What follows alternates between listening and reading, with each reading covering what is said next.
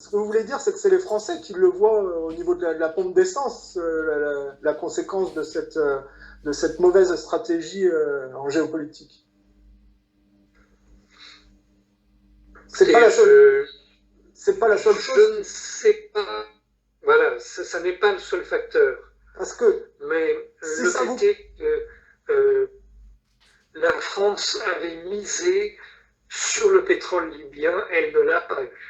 Mais parce que ce que je veux dire par là, c'est que ça permettrait de rebondir, c'est qu'il y a eu une succession de mauvais choix en géopolitique qui ont amené finalement les Français à voir au final, à cause des politiciens, leur facture de gaz et le prix du pétrole être beaucoup plus élevé. Je veux dire, on ne fait pas des guerres à l'extérieur pour avoir de si mauvaises conséquences au niveau des tarifs. Alors, comment ça se fait qu'on a cette incohérence de politiciens qui font n'importe quoi et c'est finalement le portefeuille des Français qui en pâtit? Est-ce que vous pouvez expliquer ce processus? Parce qu'il n'y a plus de politique française depuis que Jacques Chirac a eu son accident cérébral.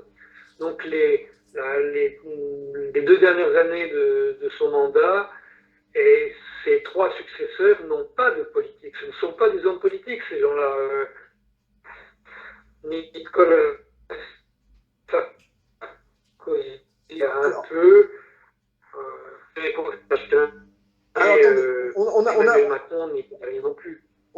Parce qu'on a eu quelques petits soucis de son. Mais on peut dire que la stratégie là, de suivre le chantage américain fait qu'au lieu de s'allier avec des partenaires comme la Russie ou même l'Iran, en étant du côté des Américains, finalement, on est pris en otage au niveau des matières premières qu'on paye plus cher, finalement.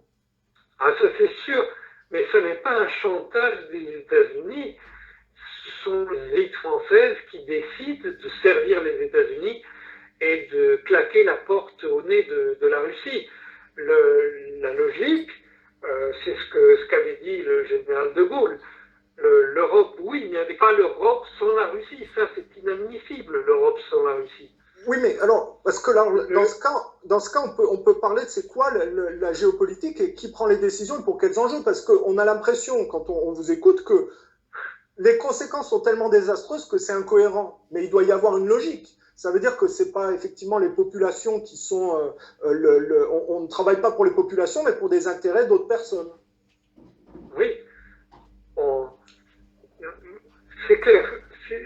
Quand on fait ce constat, la première conclusion, c'est que la France n'est plus une république. Parce que la politique que nous menons en France n'est pas pensée en fonction de l'intérêt général. Ça c'est sûr.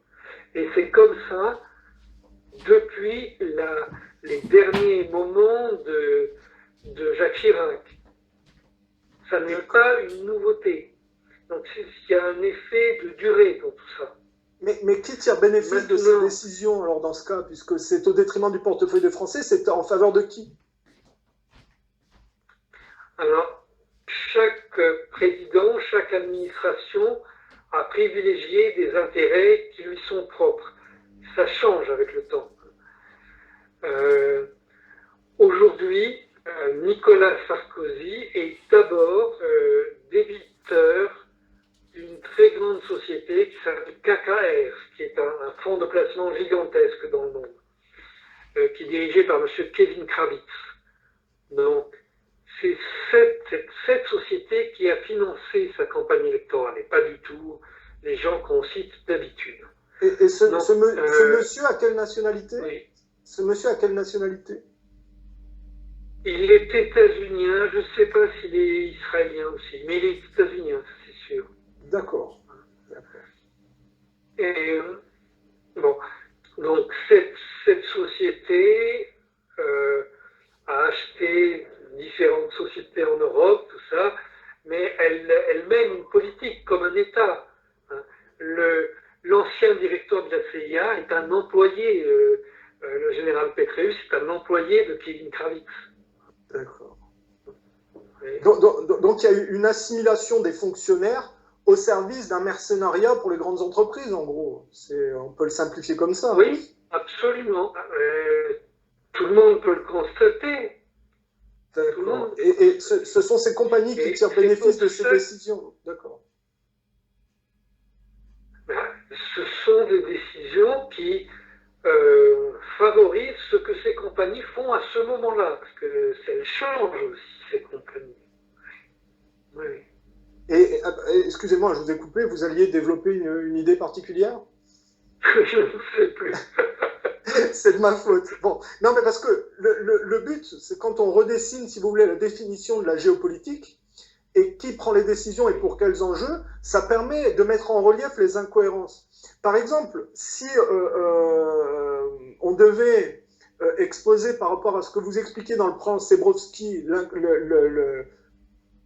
au départ, hein, ce qui paraît être complètement incohérent, quel intérêt ça sert de cette division du monde et ce maintien dans le chaos pour une certaine partie de population? C'est le mode d'exploitation du capitalisme aujourd'hui. Autrefois, il y avait les empires coloniaux. Maintenant, il faut répondre à une situation nouvelle d'une société globalisée dans laquelle certaines grandes compagnies sont beaucoup plus importantes que la plupart des États. Alors voilà, ça a amené à cette conception de diviser le monde en une partie stable et une partie que l'on détruit. D'accord, mais est-ce que vous connaissez les motivations de ces grandes compagnies? Est-ce qu'elles sont évidentes? Ces grandes compagnies, elles sont juste là pour faire de l'argent. Hein. Il n'y a pas d'idéologie derrière ça. Vous savez, le capitalisme, c'est pas une idéologie, c'est un processus. Donc voilà, ce processus s'est emballé et maintenant, pour faire de l'argent, on fait des guerres, on détruit des États.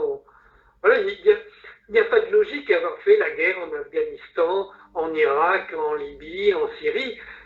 C'est simplement ce processus qui se poursuit. Mais si par exemple, on disait l'Inde va dépasser la Chine en termes de population, ces pays qui émergent oui. se sont inscrits dans une copie-pastiche du néolibéralisme occidental, c'est-à-dire une économie qui est très consommatrice de ressources naturelles. Le problème est assez simple pour les gens qui travaillent sur la géopolitique. Il y a une population mondiale qui croît de manière exponentielle et les ressources naturelles sont de plus en plus amenuisées. Donc, quel est le principe de compétition pour l'hégémonie? C'est bien la captation de ces ressources naturelles et le contrôle à l'accès de ces ressources naturelles. Oui, mais tout le monde ne l'aborde pas de la même manière parce que, par exemple, alors bon, la Russie a un territoire immense et des ressources gigantesques, hein, mais la Russie ne cherche pas à piller les ressources naturelles des autres États. Hein. Vous parlez en opposition avec les États-Unis qui semblent avoir plus une stratégie qui correspond à ce comportement que vous décrivez, de piller. Oui, absolument. Absolument. Les États-Unis cherchent à avoir pour le moindre coût le plus de richesses naturelles dans le monde, et particulièrement pour ce qui concerne le pétrole, mais en fait pour toutes les minerais, pour absolument toutes les richesses naturelles. Est-ce que ces pays développés n'ont pas mis des stratégies de changer, c'est-à-dire d'arrêter la poursuite de la captation de ces énergies fossiles pour trouver une alternative qui soit moins problématique au niveau des conflits et des coûts que ça engendre? Ça dépend de la manière dont on fait la recherche scientifique partout.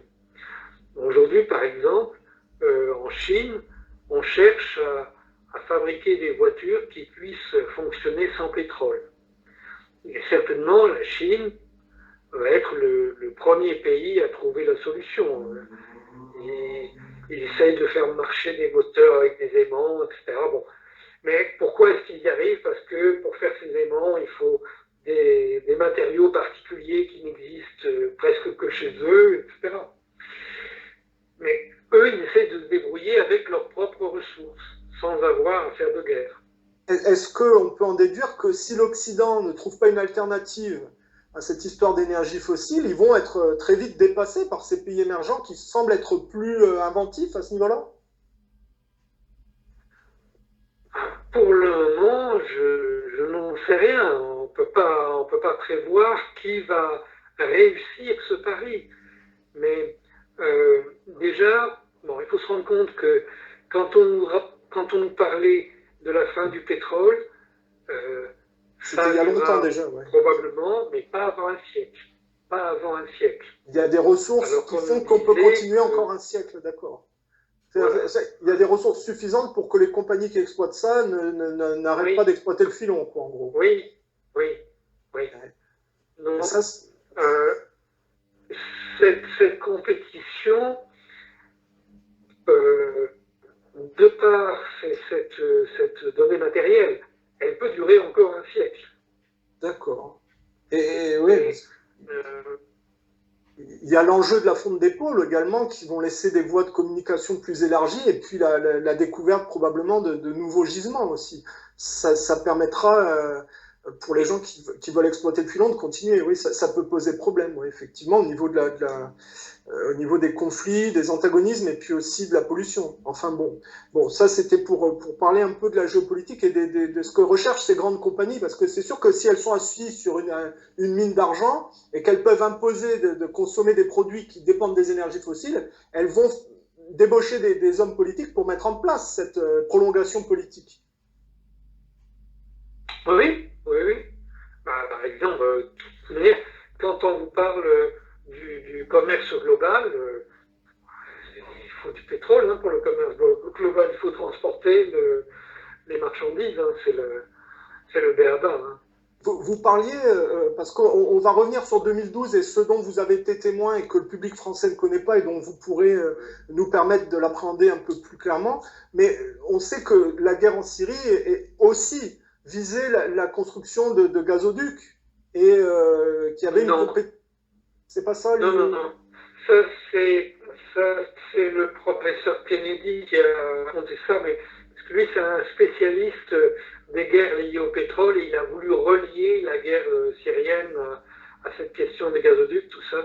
Mais je ne pense pas du tout que ça ait joué un rôle important dans le déclenchement de la guerre. Ça a joué un rôle dans des opérations militaires à certains endroits, mais pas dans le déclenchement.